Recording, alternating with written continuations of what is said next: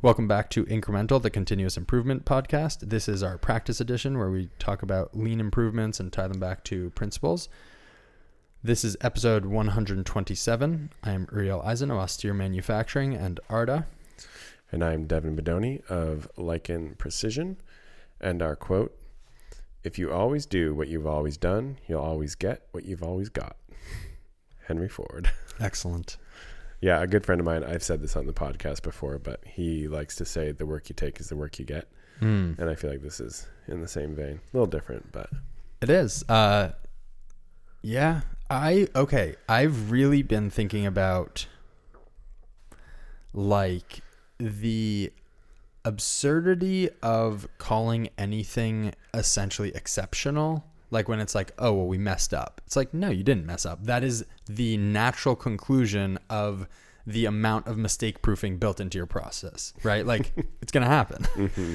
And like, I just think that the concept of like messing up is kind of absurd because again, like, yeah, be, soft on people, hard on process, all that. It's sort of like, no, your process sucks. Like this is how and our processes suck too. Like every mess up is like, it happened because, and you can accept the mess up or you can invest in solving it forever. Mm-hmm. But I think this is a very good example of like, oh, you messed up again? Like, well, did you change anything? No. Okay. Yeah. So, there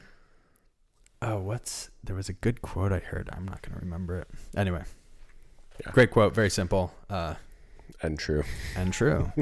Yeah. I think it takes the onus off of people also a bit. Yeah. Cause like, well, change how you do it. Yeah. Right? You're not bad at your job. You have a crappy process. I mean, I guess you also can be bad at your job. Bad. Yeah. But is that just a process issue? It depends how skill heavy the task is, I guess. Yeah. And you can have a shitty attitude. Like that's a whole different slider. Right. We're getting into psychology here, but bad actors, etc. Should we jump into some not just doing what you've done and getting what you've got? Yes. We bought a second tool cabinet.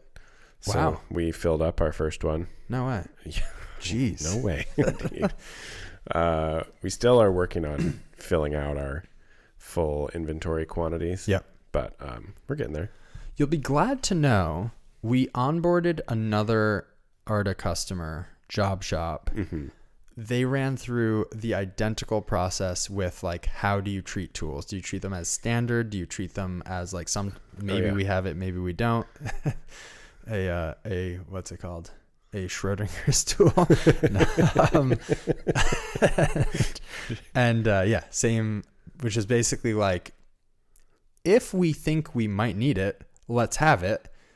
And otherwise you should throw it right in the trash. Yeah, pretty much. Right. And so they came to the same conclusion, essentially, which actually made me think that you should kind of write up what you've done. Because I think a lot of people would find it pretty helpful if you want or not. That makes me feel uncomfortable because I don't think of myself as knowing what I'm doing, but maybe it would be beneficial. Yeah. I just think you've solved a bunch of problems and... Yeah. By clarity of thinking, maybe more than cleverness, which I feel like is most of this. But you know what I mean? It's like, well, do we want to have the tool or do we not? Because if we don't, let's throw it in the garbage. Yeah. That's not super clever, but right. I think it is it's clarity that is hard to come by, I guess. It's very hard to comprehend that we may have come up with something that other people haven't. But I think there is a caveat there, which is we tend to look to more established businesses for solutions. Yeah. And I do think those solutions are different and they work differently because they're for a different sort of scenario. Yeah. And I'm sure there's been countless shops who have essentially arrived at exactly the same thing also. But I think for a lot of people who haven't, you're kind of like, oh, there's a template at least. Mm-hmm. Like I know I took a lot of stuff from, a ton of people, too many to name here, and kind of used it until I came up with something that was better suited for me, or just I'm still using it. And, like I know it was very helpful. John Saunders' tool system was just helpful to have like a kind of like, here is our system. And I was like, okay, cool. What works about that for me? What maybe don't I like about it? Yeah. And then it was just really helpful. Anyway. So I think it would just be useful even if it's not groundbreaking but it's effective. Yeah. One cool thing about this, having learned a little bit from our last time around, we initially bought a drawer with varying depths. I like the top 3 drawers are one depth, the next 2 are in different depth, et cetera, et cetera. Because we were kind of buying an SUV of tool cabinets, and it was going to be like work holding and tools and end mills and like the whole shebang. Having gone through that and sort of created a system, we realized what we actually wanted. And so this new one is all the same size drawer, all the same size like dividers, standardized, ready to rock. Very cool. So yeah, excited about that. It's half the size. The first one we got was like very wide. Right. Which is kind of for inertia of the drawers, or what? Why get a smaller one? I think your price per storage space was lower. Really? With that, I don't know why. I guess your drawer slide weight capacity would be lower. Yeah, they're still quite high, like many hundreds of pounds per drawer. Yeah. But the downside is when you're not one person and multiple people need to get stuff, it starts to become a real constraint. So I think going forward, we'll get more of these smaller ones. Very cool. Yeah. I think I mentioned this last episode, posted a video about stepsister tooling. Someone called us out for having a pretty messy for being workbench. A slob. Exactly. So I cleaned that up. Okay. It's been like that for months. It took me 10 minutes maybe. And the amount of stuff I actually had to get rid of, like, there wasn't much there. It was just in a pile. Yeah.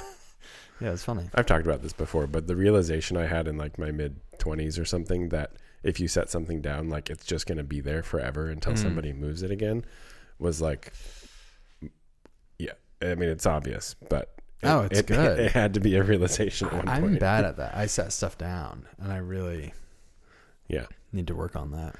Mom and dad are not going to move it for you anymore. Damn it. It's basically the realization. Yeah, that's funny. Yeah. Huh. Yeah. Got a cool one here. So we started tracking material certifications. Yeah. In the past, we've attached them to a job when we order the material. Which works. But what we've kind of started to run into is if you have a remnant and you use it for another job, you got to go track down that original job. Yep. The, what's the word? Like the longevity of the stickers, the thermal labels are not great. Yep.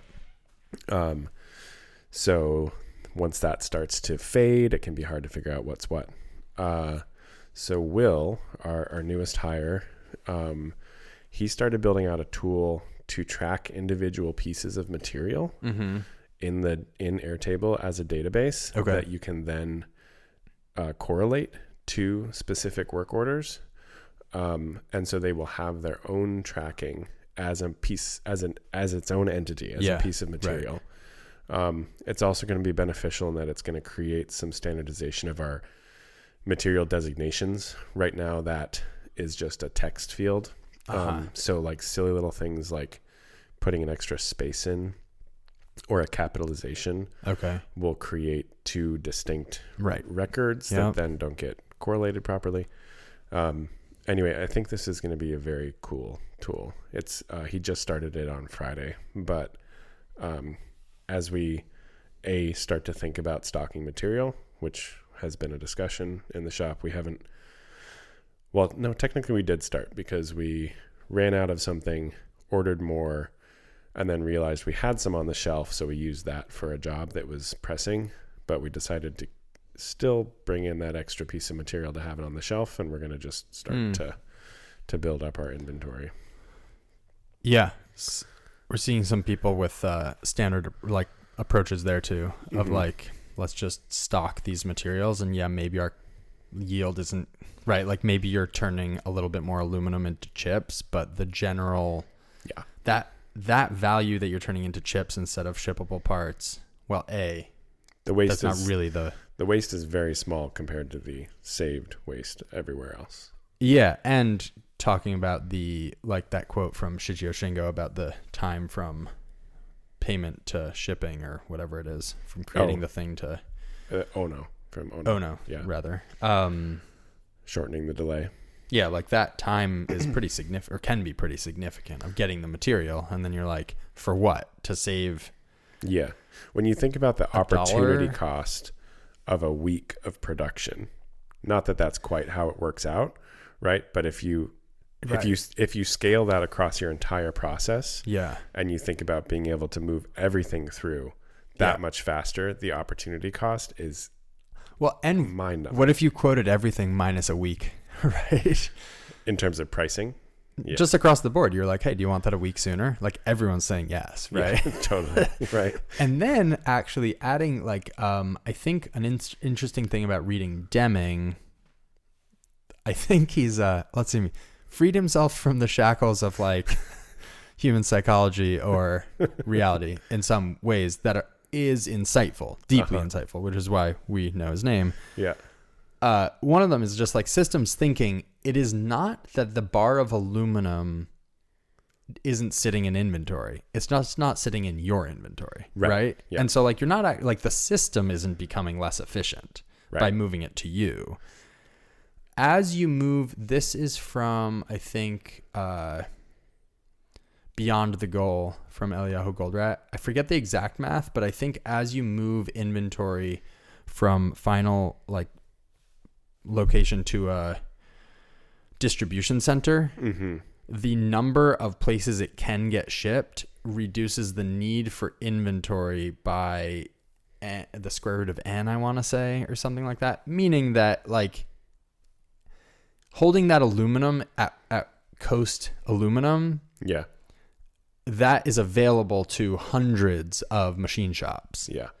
Holding it in yours, it is not. And so the total need for inventory, if everyone held all the inventory they might hold at any given time, is way higher. Yeah.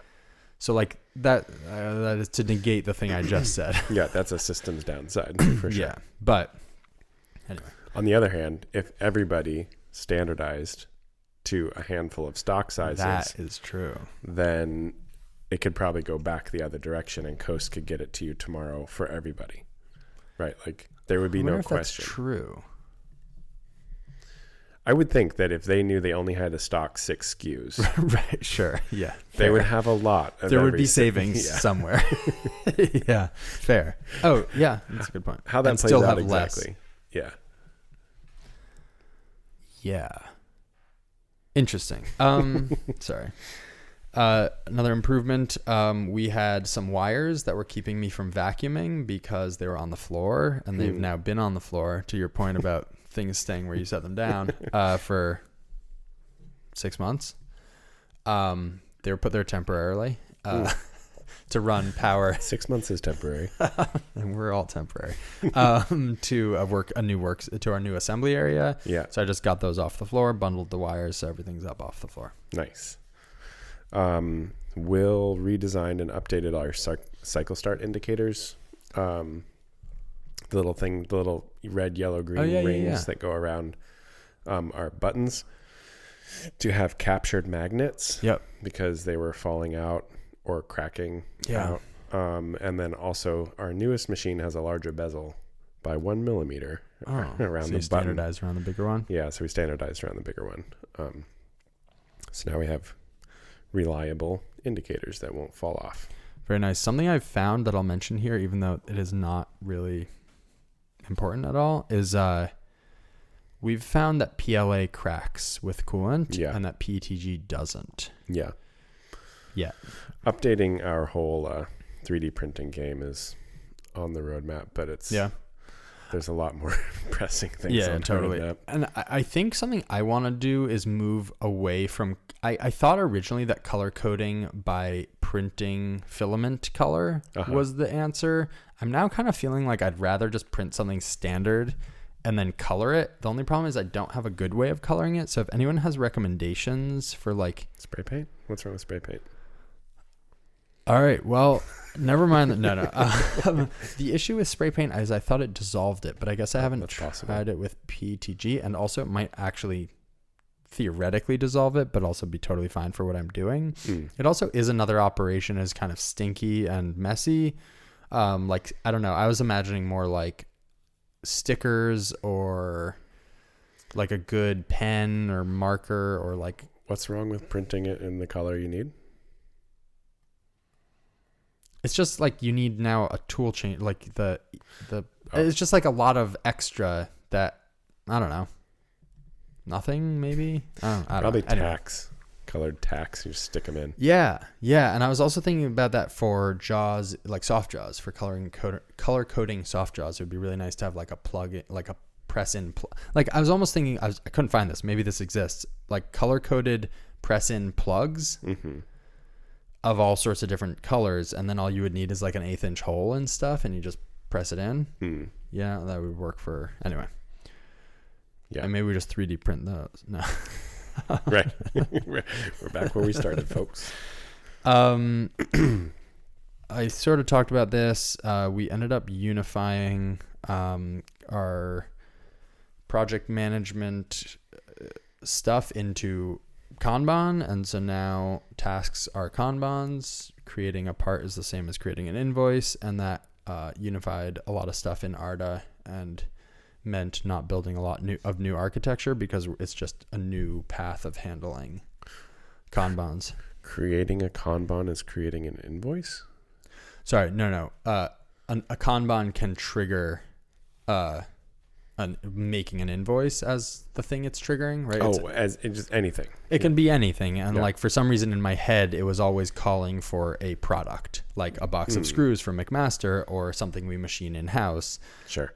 Even though we also paint to Kanban, but that felt like creating a painted part. Right. But like sending an email, or we could even trigger, in a pull sense, we could even trigger things like advertising on different platforms. It's kind of cool. It's like all. Yeah, now that as you said that, I was like, well, the whole Kanban Kamishibai starts to blend a bit. But if you had like a standard weekly pull system of tasks that don't have to happen every day, right? And you like pull through them, and it's like one day a week. Once it's pulled to the front, you do your sales or whatever the case may be. Right. Or you could say something like, if you don't have orders above this threshold, we want to trigger the Kanban that says start a new advertising campaign. I love it. Right. Or if you don't have stuff to program that is more than like 3 days or 5 days, whatever your buffer is, we could say, let's follow up with some live ones. no. Like, right. Like you could start to pull a lot of those tasks in an interesting way. I like it. That's cool.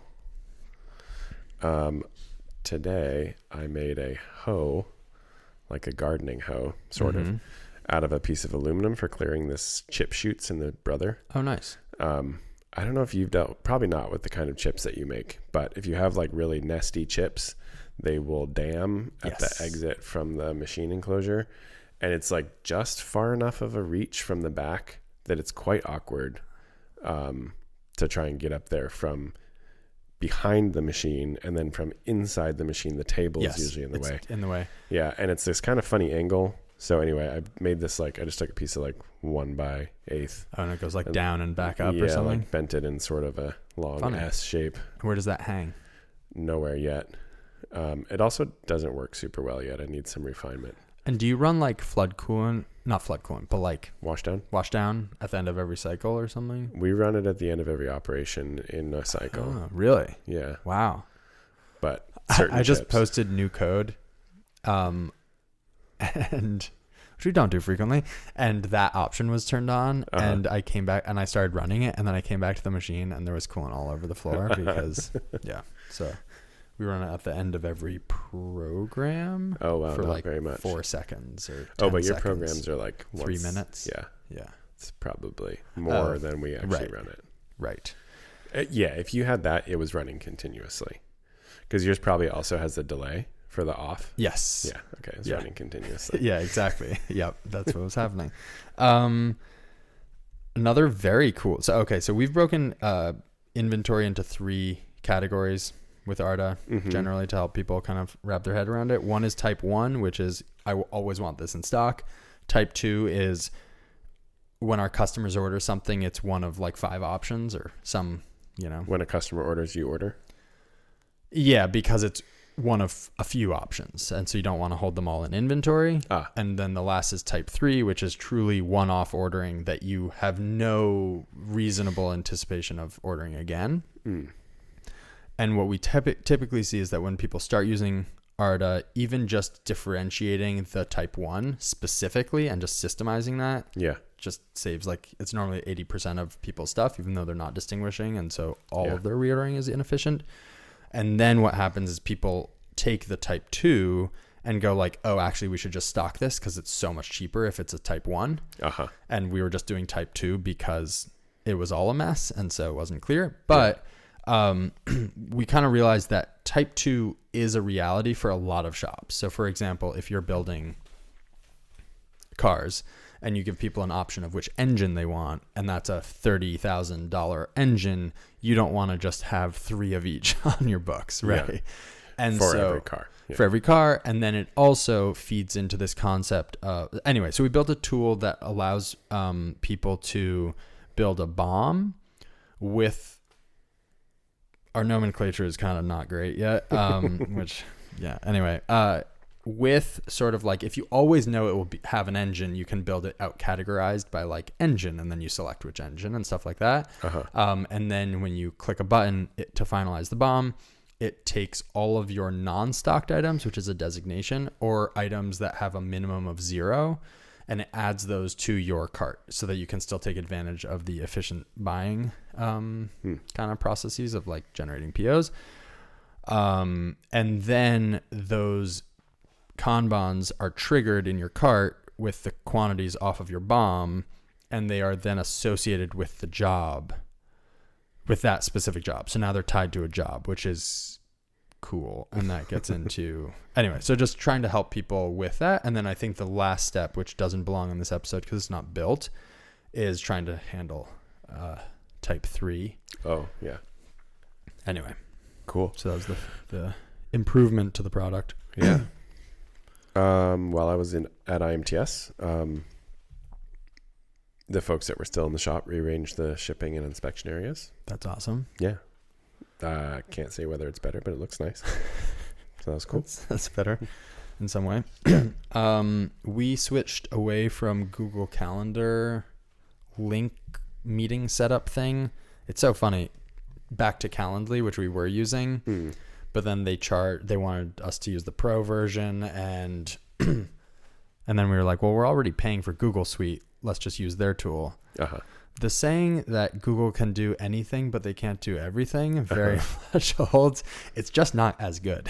Interesting. In very significant ways. So we finally switched back. It was creating a lot of extra work for us where people would schedule. It wouldn't line up. It wouldn't do the exact thing you want it to do. And Wild. I'm trying to find this link for what this next thing was. We ordered some fine tip dry erase markers. Here they are. They were a recommendation from Avi, or at least the brand was. So we, in our tool management, our tool tag system. Yep. We have our standards, which have a printed tag with the ID number and stuff. And then we have our yellow non-standard that are dry erase dry erase tape on the tag itself. And so we wipe them off after you put a tool away and write it with the new tool. I had bought a lot, like 100 pack of fine tip dry erase on Amazon that were just like generic. And they suck. So on Avi's recommendation, I bought some Edding whiteboard fine tip dry erase markers to test out for that. So far it seems pretty good. Not quite as fine as I was hoping for. But trying it out. I wonder if you could call them. That would probably be good. I just did like an Amazon search Yeah. and probably need to call them and be like, what's your best? On the topic of markers, it's funny. I've been putting a lot more care into what is in Arda now. Mm-hmm. Like we have everything in there, and then you realize like, is there sucks. a better option here? Yeah. And so one of the things I was researching was permanent markers, and I ordered a few different options. But one big thing, which I didn't know, Like a Sharpie style. yeah. So one of the ones we ordered on high recommendation from the internet is industrial Sharpies, which are different than non-industrial Sharpies. Huh. Yeah, and they say in big red letters, industrial, not big red letters, but they have like a red label on them. Huh. It does make me wonder what they're doing. Like, am I going to get cancer sooner? But probably. Anyway. And what are they supposed to do better? I have no idea, but everyone was like, make sure you buy the industrial Sharpies. So maybe be permanent better, or I don't know. And I haven't used them enough. Blacker. Nicer in the hand. No, they look identical. Yeah. But it's kind of funny. They just like the Milwaukee ones that they sell at Home Depot. Yeah. I find to have like a very nice tip. They're very cheap. I don't know if they're if they're good. I bought those because someone said they were better than Sharpies, and I didn't like them as much, but I forget what the issue was. Oh, I found that the tip wore out. That I could see that it's Like it's it gets narrower. sort of felty. Oh, okay. Like strandy or something. Yeah. Anyway. Huh. This is sort of a funny one. So anyone who follows us on Arda, basically on the Arda Instagram, I reply saying like, whatever, please buy Arda. To a comment? Not exactly. No, I send them a message basically being like, thanks for the follow. If you have if they follow any needs for inventory, whatever, some blurb, right? The response rate was extremely minimal. Including one person who was like, wow, this is like really pushy. Like, are you pushy with everyone who follows you or something like that? Which, whatever. You're like, yes, I am. So here was the improvement. I found, and I forget exactly what the moment of discovery was, but I found that using the phrase precursor materials increases reply rate extremely significantly. So that is now my go-to. Instead of precursor materials. I don't know, like supplies or something like that. Mm. And I think it sounds not technical exactly, but it sounds like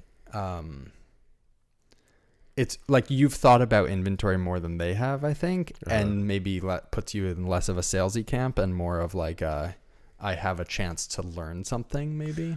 That, or maybe you're like complimenting their intelligence and the fact that they know what precursor materials are as well. That's an interesting interpretation. Anyway, either way, it works much better. So that's my improvement. Curious.